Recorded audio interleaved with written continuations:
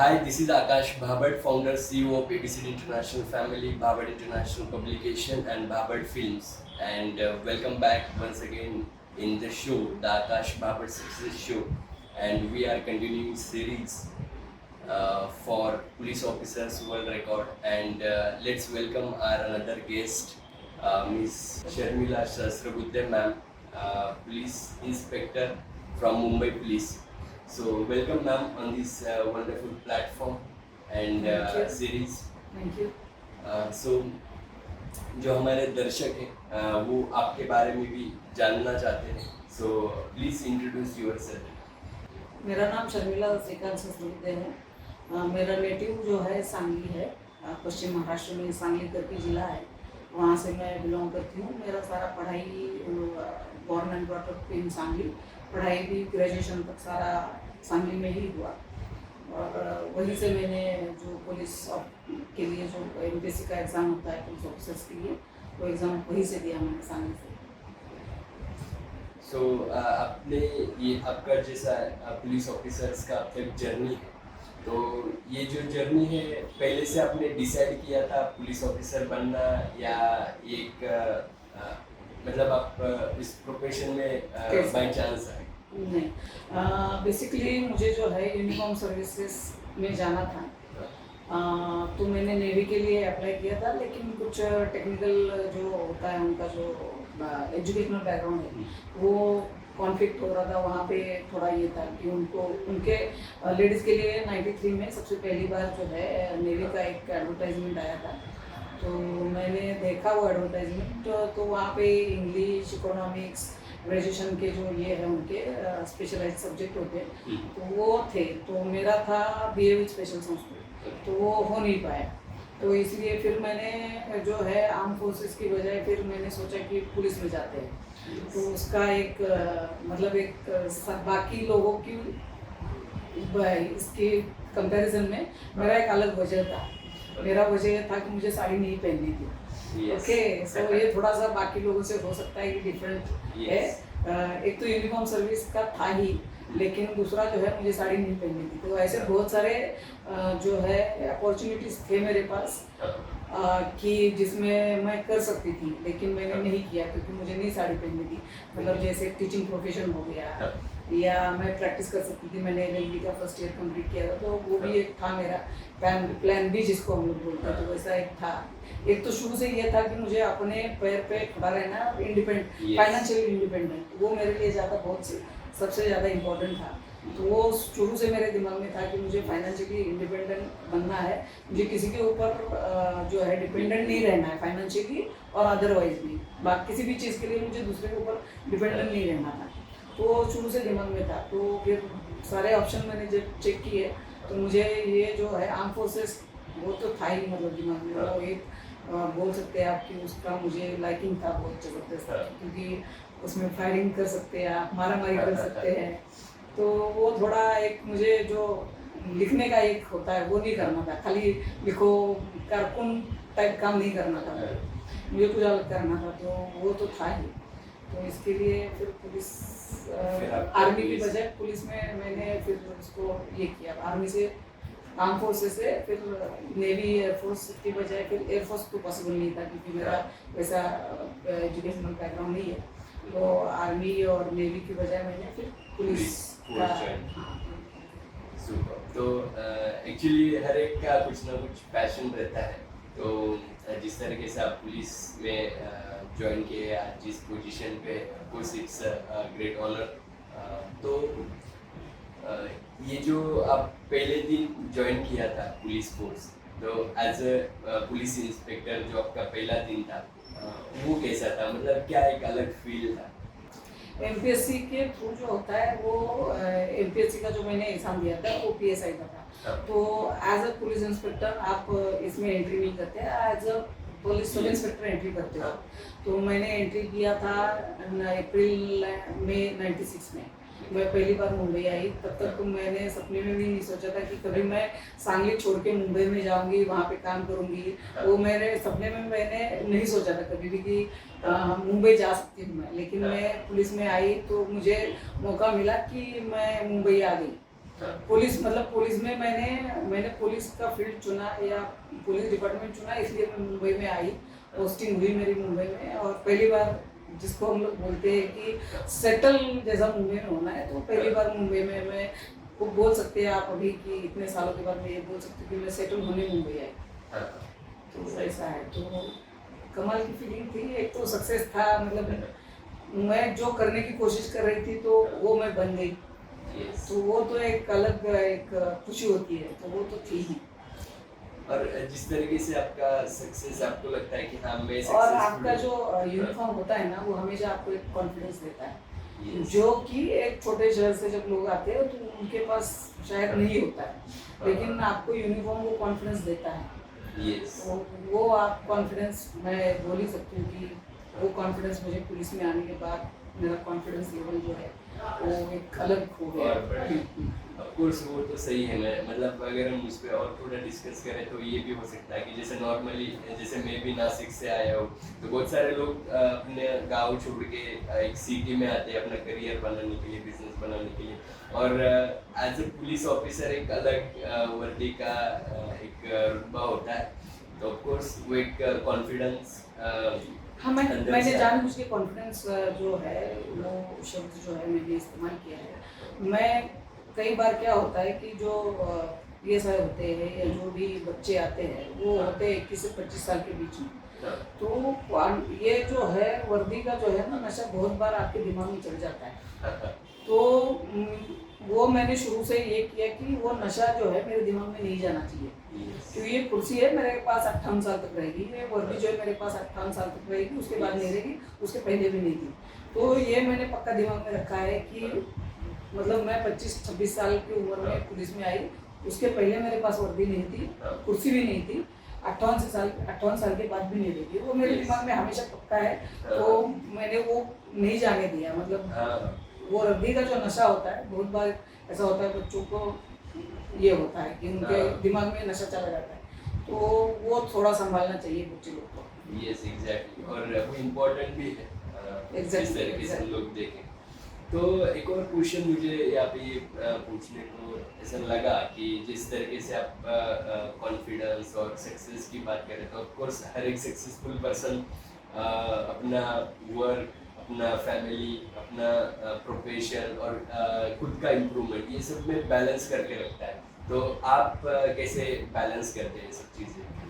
ऐसे तो ज़्यादा मुझे बैलेंस करने की ज़रूरत नहीं पड़ी, क्योंकि मैंने जानबूझ के शादी नहीं की है, तो मुझे नहीं करनी थी। हाँ, वो मतलब बाय चॉइस मैंने शादी नहीं की है, हाँ, तो ज़्यादा वो वाला प्रेशर जो बाकी लेडीज ऑफिसर्स को रहता है वो मुझे नहीं था। खाली 2 ही बार मुझे थोड़ा सा जो है वो स्ट्रेस या जिसको बोलते हैं आप फैमिली लाइफ और उसको प्रोफेशनल लाइफ को बैलेंस करना है, तो वो मेरी मम्मी और मतलब मेरी माँ और मेरे पिताजी जब बीमार थे तब थोड़ा मेरे को उसमें बैलेंस करने में दिक्कत मतलब हुई। अदरवाइज तो ऐसे कुछ ज़्यादा मेरे मतलब पर्सनल लाइफ के कमिटमेंट्स नहीं है, हाँ, तो ज़्यादा मुझे उसमें दिक्कत नहीं होती है कि उसको बैलेंस करना है। हाँ। और जिस तरीके से एक जब हम एक रिस्पॉन्सिबल पोजीशन पे होते हैं, जैसे कि पुलिस ऑफिसर, पुलिस इंस्पेक्टर, ये एक रिस्पॉन्सिबल पोजीशन है, लीडरशिप की पोजीशन हम बोल सकते हैं। तो एज ए लीडर आप किस तरीके से सोचते हैं, अपने कलीग्स को कैसे साथ में लेके चलते हैं? मेरा हमेशा से काम करने का तरीका यही रहा है कि सबको साथ में लेके, और ना सिर्फ मेरा ही नहीं बाकी सब लोगों को भी मैं एक इनकरेज कर सकूं कि आपको जो है जो काम दिया है उसको अच्छे तरीके से करो और उसमें रिजल्ट लेके आओ, पॉजिटिव रिजल्ट। तो वो हमेशा मेरा काम करने का तरीका रहता है। मैं कहीं पे भी जाती हूँ या पुलिस में जब भी काम किसी भी ऑफिस में या किसी भी डिपार्टमेंट में किसी भी ब्रांच में पुलिस के काम कर रही हूँ, तो मेरा वही एक मोटिव रहता है या मेरा वही गोल रहता है कि मैं तो खुद काम पैशनेटली करती आ रही हूँ, और मैं लोगों को भी, मैं बाकी जो मेरे साथ में काम कर रहे हैं उनको भी मैं ये करने की कोशिश करती हूँ कि आप उसको करो और पॉजिटिव रिजल्ट लेके आओ, और आपको एक ज़्यादा जो है एक सेटिस्फैक्शन देगा। Yes. और ऑफ कोर्स ये जिस तरीके से अभी हम लोग अगर मेरी बात करूँ तो मैं हमेशा ये सोचता हूँ कि चलो हम लोग पुलिस में आर्मी में तो है नहीं, पर देश की सेवा तो करना हर एक इंसान का या एक नागरिक का फर्ज है। तो किस तरीके से कर सकते हैं, तो अलग अलग ऑप्शन हम लोग ढूंढते हैं। जैसा कि ये रिकॉर्ड भी एक वही चीज़ है कि चलो हम कुछ एक्स्ट्रा कॉन्ट्रीब्यूट कर सकते हैं क्या, तो फिर हम लोग अलग अलग तरीके से सोचते हैं। तो आपको क्या लगता है एज ए ह्यूमन बीइंग या एज ए पुलिस ऑफिसर कि लोग किस तरीके से देश सेवा कर सकते हैं, भले वो वर्दी में हो ना हो, क्या ऐसे ऑप्शंस होते हैं, छोटी छोटी कॉन्ट्रीब्यूशन। और एक और चीज़ इसी में एक और क्वेश्चन ऐड कर लो, आपको कैसे लगता है जब आप देश की सेवा करते हैं, अलग अलग ऑपरेशन जब कंप्लीट होते हैं, तो एक अलग सेटिस्फैक्शन अंदर से आता होगा? जैसे अभी हम लोग बोलते हैं कि एक आर्म फोर्स मतलब जो यूनिफॉर्म सर्विसेज है वो तो करते ही देश के मतलब देश की सेवा करते ही है। उनके एक अलग लेवल के सैक्रिफाइसेस होते हैं, और ज़्यादातर जो है नेवी और जो मतलब नेवी एयरफोर्स और जो इंडियन आर्मी के सोल्जर्स है या ऑफिसर्स है, उनका एक अलग लेवल का जो है मतलब सैक्रिफाइस रहता है। उसको हम लोग मैच ही नहीं कर सकते, कोई भी आम आदमी उसको मैच नहीं कर सकता है। वो एक मतलब एक्स्ट्रा ऑर्डिनरी ब्रिलियंट लोग रहते हैं वो, और उनके घर वाले भी पता नहीं मतलब इस सारी चीज़ों को कैसे हैंडल करते हैं। क्योंकि आज की तारीख में अगर हम लोग देखें तो हम लोग 2-4 दिन अगर घर से बाहर रहे तो घर वाले बड़े बेचैन और परेशान हो जाते हैं। और वो तो पता नहीं मतलब 2-3 दिन मैंने शायद से घर पे कॉन्टेक्टिंग नहीं कर सकते। कितने ही ऐसे है कि मतलब बच्चे का जन्म होने वाला रहता है, लेकिन न्यूज़ आती है कि वो जो उसके पिताजी है या उस लेडी का हस्बैंड है वो मारा गया। तो वो तो अलग ही है, वो उनका जो है मतलब जो मेंटल जो स्ट्रेंथ है वो अलग है, उसको हम लोग नहीं मैच कर सकते। लेकिन अगर इस देश के जो सिटीजन्स है तो मैं उनको इतना ही बोलूँगी कि हम लोग को जो है स्कूल कॉलेज में जो है कहीं पे भी पढ़ाई में हम लोग को राइट्स सिखाए जाते हैं कि हमारे राइट्स क्या है as a citizen of India.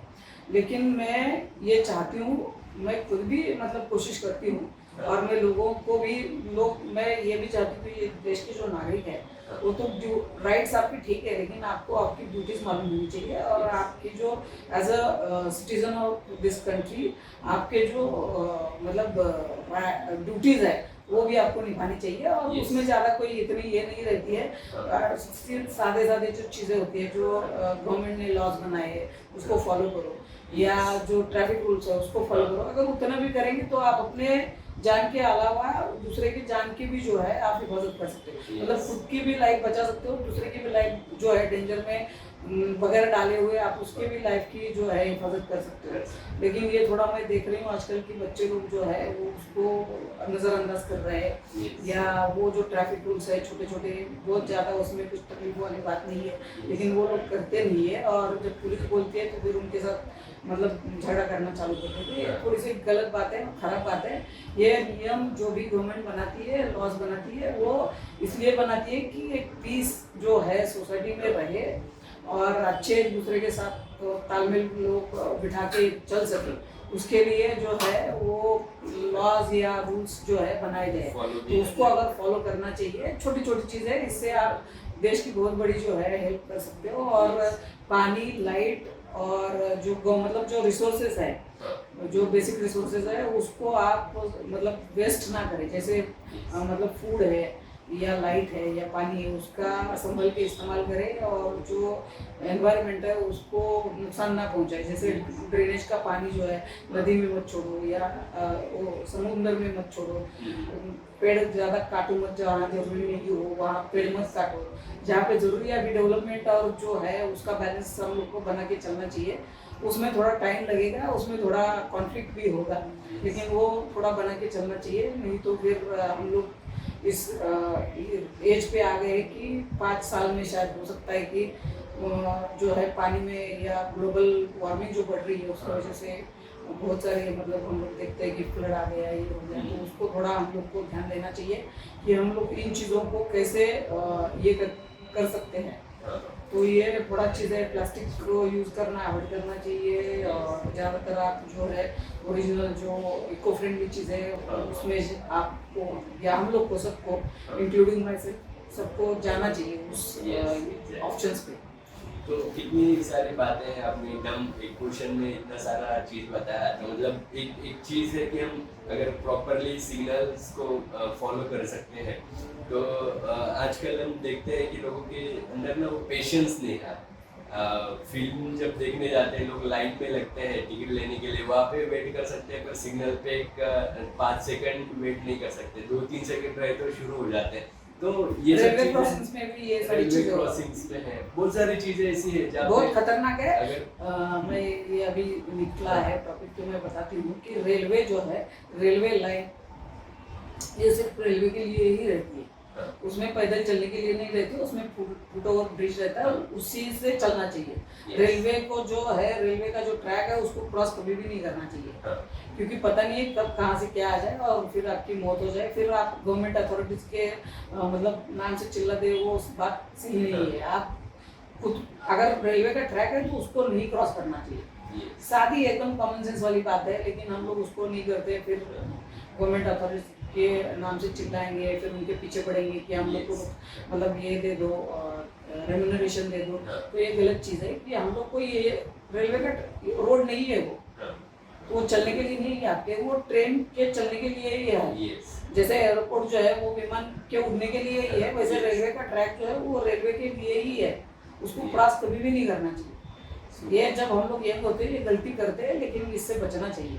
Yes, और बहुत सारे ऐसे केसेस भी है जो लोग हम अपनी मन मर्जी करने की कोशिश करते हैं या कई गलत चीजें करते हैं, और लॉज हम ब्रेक करेंगे तो ऑफकोर्स नुकसान है।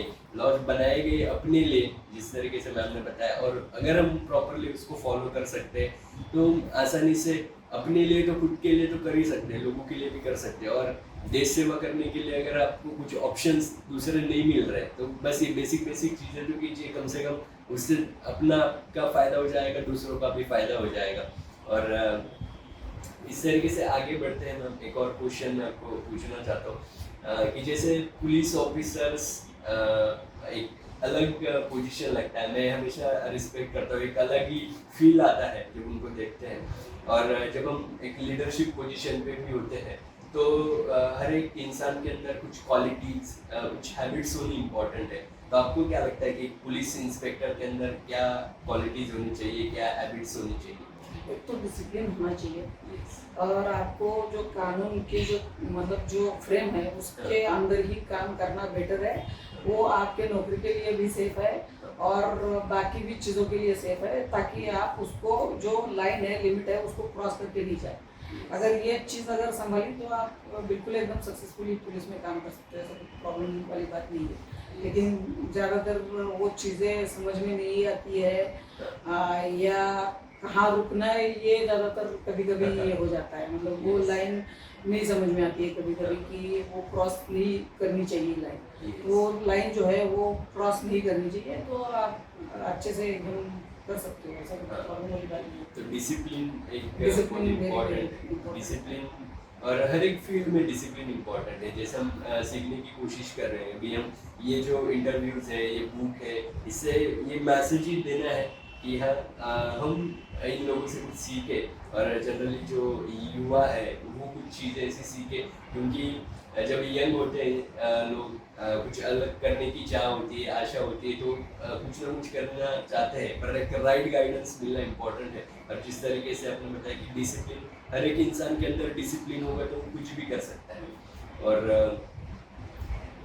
जिस तरीके से हम अभी डिस्कस कर रहे हैं, तो एक और क्वेश्चन मुझे पूछना है। तो अगर वुमेन्स है जिनको पुलिस में आना है, या जो यंग लड़के हैं जिनको अभी जो न्यूली पुलिस में ज्वाइन करेंगे, तो आप उनको क्या एक मैसेज देना चाहते हैं जो उनके लिए हेल्पफुल हो शुरुआत से ही? एक तो जैसे मैंने बोला कि डिसिप्लिन बड़ी ज़रूरी है, आप जब भी प्रिपरेशन कर रहे होते हैं तब भी ज़रूरी है, और जब आप डिपार्टमेंट में आते हो तब भी डिसिप्लिन बहुत ज़रूरी है। एक तो वो चीज़ हो गई। दूसरा ऐसा है कि अगर आपको पुलिस बनना है और पुलिस में आना है, तो आप ये समझ के चलिए कि आपको बहुत सारे सैक्रिफाइस करने पड़ेंगे। आपको फैमिली में जो चीज़ें हैं वो सारी की सारी आपको हर टाइम आप उसको अटेंड कर पाएंगे, जैसे फैमिली फंक्शंस होते हैं या जो भी होता है, तो वो थोड़ा आपको देखना पड़ेगा कि आप कर सकते हो नहीं कर सकते हो। अगर ये चीज़ें आप थोड़ा जो है सैक्रिफाइस करने के लिए तैयार है तो ही पुलिस में आए। पुलिस में आने के बाद आप कंप्लेंट नहीं कर सकते कि मेरे को ये नहीं मिला, वो नहीं मिला, ऐसा नहीं हो सकता है। आपको जो है पूरा यहाँ पे 100% देना पड़ता है, कभी कभी 200% देना पड़ता है। तो वो चीज़ें जो है आपको देख के मतलब चलना पड़ेगा। आपकी प्रायोरिटीज़ क्या है लाइफ में? फैमिली लाइफ प्रायोरिटी है कि आपको जो है आपको समाज के साथ आगे चलना है या समाज के लिए कुछ करना है? आपकी प्रायोरिटी क्या है? आपकी प्रायोरिटी अगर ये है कि आपको समाज के लिए कुछ करना है तो आप आइए, लेकिन फैमिली लाइफ को थोड़ा सा आपको जो है वो थोड़ा सा इसमें वो कंसीडर करके करना पड़ेगा। हर वक्त आप ये नहीं उम्मीद कर सकते कि हर एक फैमिली फंक्शन में या आपकी फैमिली के साथ कोई भी दिक्कत अगर होगी तो आप अवेलेबल होगे ही। उसके लिए आपको एक मैनेजमेंट करके रखना चाहिए कि अगर आप नहीं पहुंच पा रहे हैं तो उसको कैसे हैंडल कर सकते हैं आप। तो आपको वो सारा जो मैनेजमेंट करके फिर ही आप पुलिस में आने की सोचेंगे तो ज़्यादा बेटर है, नहीं तो फिर स्ट्रेस बहुत ज़्यादा हो जाता है और फिर वो स्ट्रेस के संभालना मुश्किल हो जाता है। और उसकी वजह से बहुत सारे लोगों को जो है आपने देखा होगा कि बहुत सारे पुलिस वालों को हार्ट अटैक आता है। तो वो स्ट्रेस जो होता है वो ये होता है कि फैमिली लाइफ और प्रोफेशनल लाइफ में बैलेंस या मैनेजमेंट जो है वहाँ पे दिक्कत हो जाती है। तो फिर उसकी वजह से जो है स्ट्रेस ज़्यादा बढ़ जाता है। तो इम्पोर्टेंट ये है कि हम प्रोफेशनल और पर्सनल लाइफ को बैलेंस करें और एक डेडिकेशन के साथ शुरुआत में ही एक ऐसा डेडिकेशन होना चाहिए कि हाँ मुझे करना है तो बस करना है। तो उस तरीके से अगर हम आगे बढ़ते तो डेफिनेटली। और आपकी फैमिली के लिए है जो आपको एक प्लान करके रखना चाहिए कि अगर मैं अवेलेबल नहीं हूँ तो इसमें क्या कर सकते हैं। और आज की तारीख में तो ज़्यादा इतना प्रॉब्लम वाली बात नहीं है क्योंकि आपके पास फ़ोन है, मोबाइल फ़ोन है, वीडियो कॉलिंग की फैसिलिटी है आपके पास, तो इतना ज़्यादा स्ट्रेसफुल चीज़ें नहीं होनी चाहिए। तो आप ये सारी चीज़ें जो है डॉक्टर के साथ कोऑर्डिनेट करना है, जो भी है आपको जो फैमिली में जो भी आपकी प्रॉब्लम होगी तो वो आप कर सकते हो। और आज की तारीख में बहुत सारे जो है पुलिस के लिए मतलब हेल्थ के जो है प्लान्स है या बहुत सारे जो समाज के जो घटक है वो पुलिस के लिए कुछ करना चाहते हैं। तो आप अगर सही से उनके साथ तालमेल उठाएंगे और कोऑर्डिनेशन करेंगे तो वो भी जो है वो आपके फैमिली की केयर करेंगे और वो थोड़ा सा जो है वो जो फ्रंट है उसके ऊपर हो सकता है कि आपको थोड़ा स्ट्रेस आप कम कर सकते हैं। तो उसके लिए सही कोऑर्डिनेशन आप लोगों के साथ बना के रखो तो हो जाता है। सब इसमें बहुत सारे लोग हैं वो पुलिस को मदद करना चाहते हैं और मतलब खुद से मदद करना चाहते हैं। तो आपको खाली उसको सही तरीके से कोऑर्डिनेट करके और बैलेंस करके अगर आप चलेंगे तो हो सकता है ऐसा कुछ इतनी प्रॉब्लम वाली बात नहीं है। एक और क्वेश्चन मेरे दिमाग में आया, अभी जो सीजन चल रहा है इस हिसाब से, तो जैसे गणपति आए हैं और गणपति में इतनी सारी भीड़ आती है मुंबई में, गांव से लोग आते हैं। मैंने पर्सनली ये फील किया जब मेरे मम्मी के मामा यहाँ पे रहते थे, हम लोग गांव से गणपति देखने के लिए आते थे, स्पेशली लाल बाग का राजा वगैरह सब। तो इतने सारे लोग आते हैं और इतनी सारी भीड़ रहती है, तो ये 10 दिन आपके लिए कैसे रहते हैं? नहीं, ये 10 दिन तो बहुत ही हर पुलिस ऑफिसर के लिए जो है वो बहुत ही बिजी रहते हैं। कभी कभी 24 घंटा 36 घंटा काम करना पड़ता है।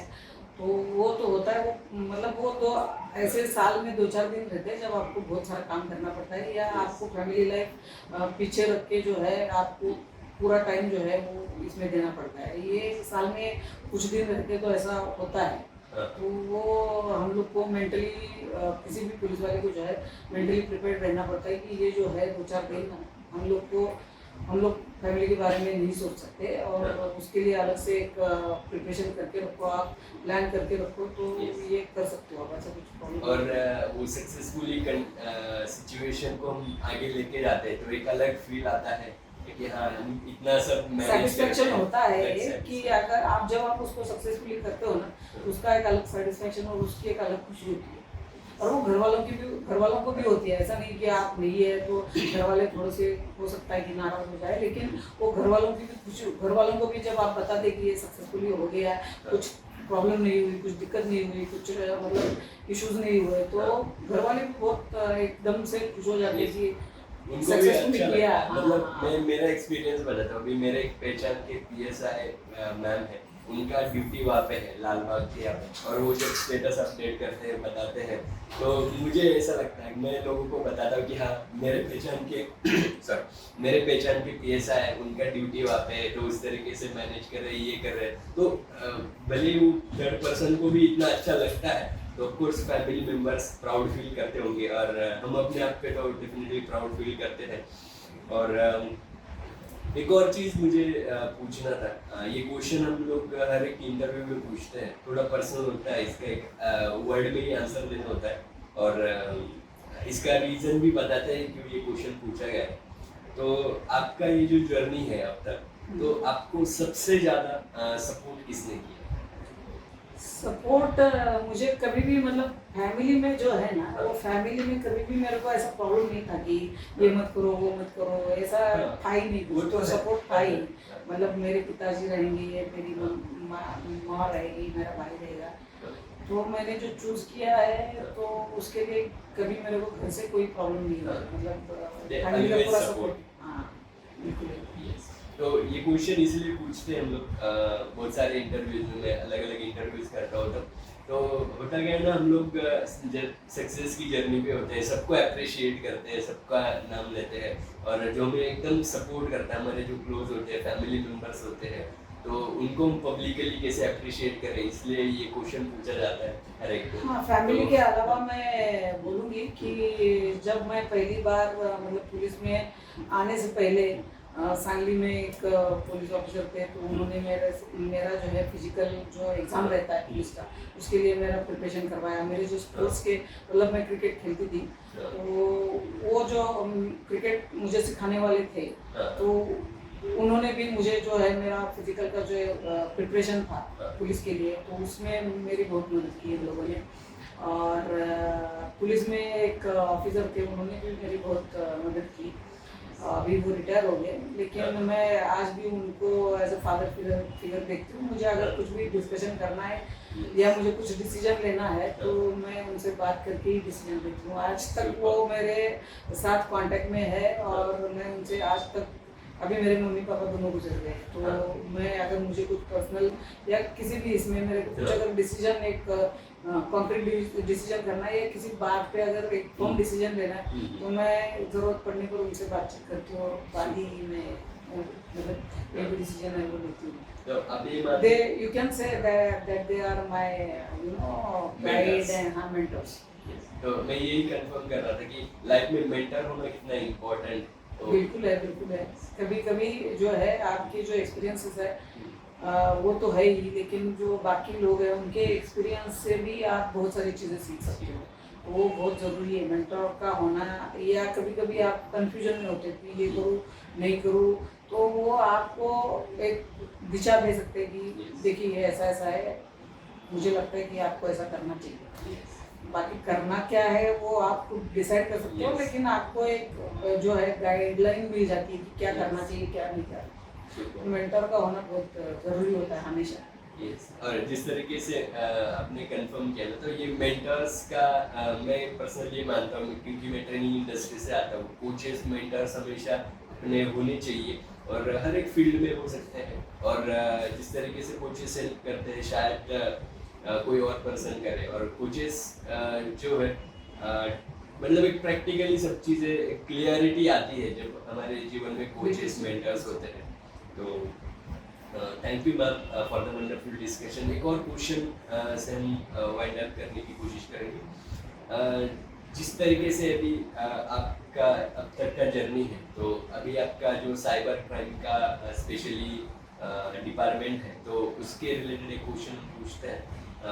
तो ये जो डिपार्टमेंट है ये किस तरीके से वर्क होता है, या क्या केसेस इसमें हम सॉल्व करते हैं? इसमें केसेस ज़्यादातर होते हैं जो ऑनलाइन ट्रांजैक्शंस होते हैं, या जो सोशल मीडिया रिलेटेड केसेस होते हैं, वो सारे जो है यहाँ पे हैंडल होते हैं।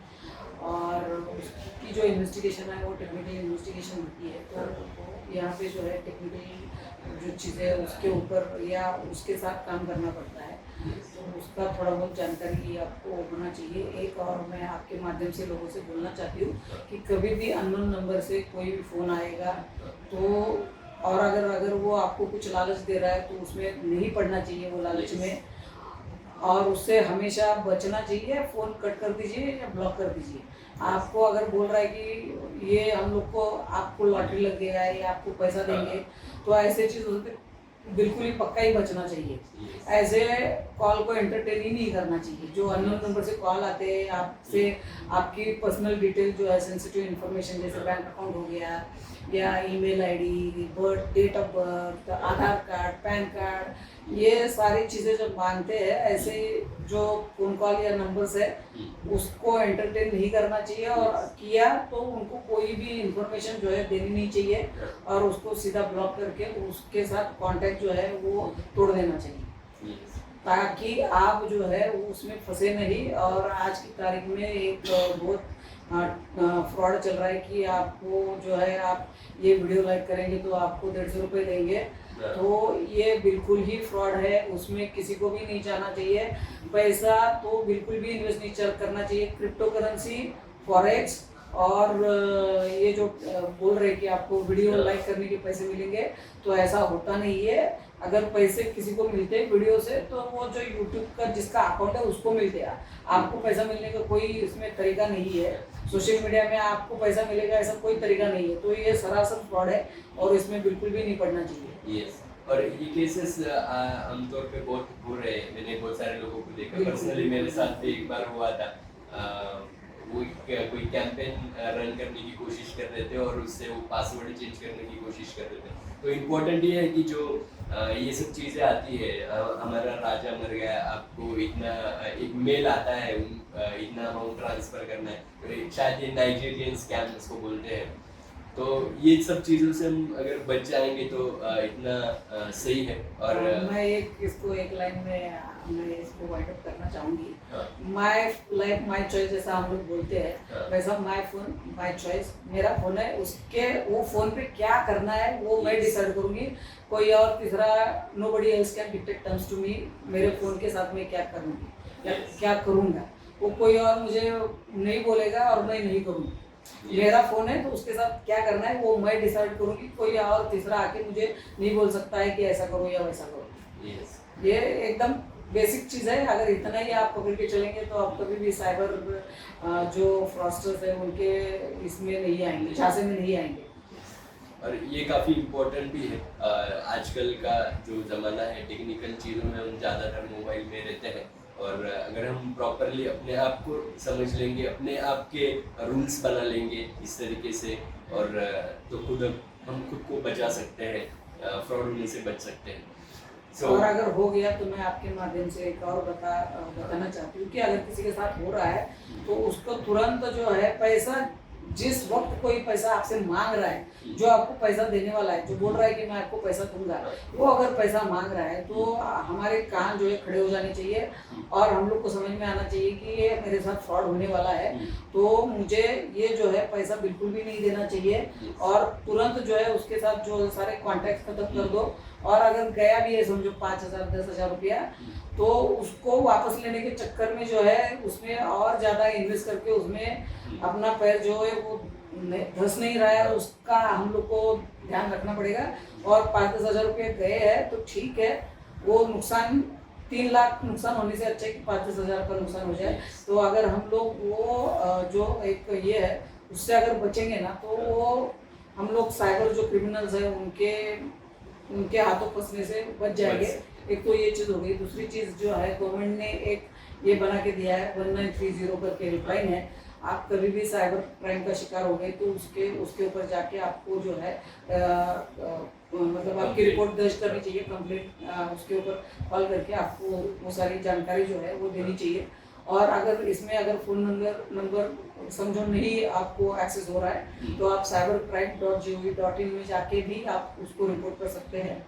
और तीसरा जो है साइबर दोस्त करके गवर्नमेंट का एक ये है सोशल मीडिया पे, उसमें इंस्टाग्राम में है, फेसबुक में है और ट्विटर में है। तो आप इन चीज़ों को जो है फॉलो करके साइबर क्रिमिनल से बच सकते हो, क्योंकि वहाँ पे सारी जानकारी दी जाती है कि क्या हो रहा है, क्या करना चाहिए और क्या नहीं करना चाहिए। तो आप बिल्कुल ही साइबर जो क्रिमिनल्स हैं उनके झांसे में आने से बच सकते हैं अगर ये 2-3 चीज़ें अगर आप करोगे तो। सबसे पहले तो हम अपने आप की केयर करने की कोशिश करेंगे, और कभी आपके साथ फ्रॉड भी होता है तो हम हमारे साथ में भी कोई है, ये बात भी भूलना नहीं चाहिए, क्योंकि बहुत सारे लोग हैं, मैंने देखा है कुछ मेरे दोस्तों में भी। तो जब वो ऐसे कुछ उनके साथ फ्रॉड होता है तो ना तो किसी को खुल के बता सकते हैं प्रॉब्लम्स को, फिर वो अपने आप के अंदर में ही वो घुटन होती है। तो उससे अच्छा है कि आप वो कंप्लेंट भी कर सकते हैं, वो प्रॉपरली वो समझिए रूल्स क्या है, या बताइए, जब बताएंगे तभी उस पर ऊपर सोल्यूशन भी मिल सकता है। और जैसे हम बोलते हैं कि हाँ पुलिस हमारे लिए है, पर हाँ हमें भी उनको सपोर्ट करना चाहिए, जिस तरीके से हम उनको मतलब अगर हम खुद की केयर करेंगे जितना कोशिश हो, और अगर प्रॉब्लम आता है तो ऑफकोर्स उनकी हेल्प तो रहेगी। एक मतलब हम लोग जब बचपन से हम लोग सुनते आए हैं, तो एक चीज़ हमेशा याद रखनी चाहिए कि इंसान की मदद दूसरा और कोई तब भी कर सकता है जब इंसान खुद अपनी मदद करता है। जब तक आप खुद अपनी मदद नहीं करोगे तो कोई आके दूसरा आपकी मदद नहीं कर सकता है। और आपको अगर ऐसा लग रहा है कि आपके साथ कुछ हो रहा है, तो उसको किसी ऐसे जानकार के साथ डिस्कशन करना चाहिए कि जो आपको एक सही रास्ता बताए। आपको बिल्कुल भी अपने तक रख के नहीं चलना चाहिए। आपको घर वालों को जो है कॉन्फिडेंस में लेना चाहिए। गलती इंसान से ही होती है, तो आपको बिल्कुल ही घर वालों को बोलना चाहिए कि ऐसा ऐसा हो गया है। और या आपके जो भी दोस्त है जिनको थोड़ी बहुत जो है मतलब जो कानून की या पुलिस या जो भी गवर्नमेंट मशीनरी कैसे काम करते हैं उसके फंक्शन की जानकारी है, वैसे किसी भी इंसान के साथ जो है आपको डिस्कस करना चाहिए और उसको रिपोर्ट करना चाहिए। ज़्यादा उसको लंबा खींचना ही नहीं चाहिए। ज़्यादा से ज़्यादा 24 घंटे से ज़्यादा उसको आपको खींचना ही नहीं चाहिए।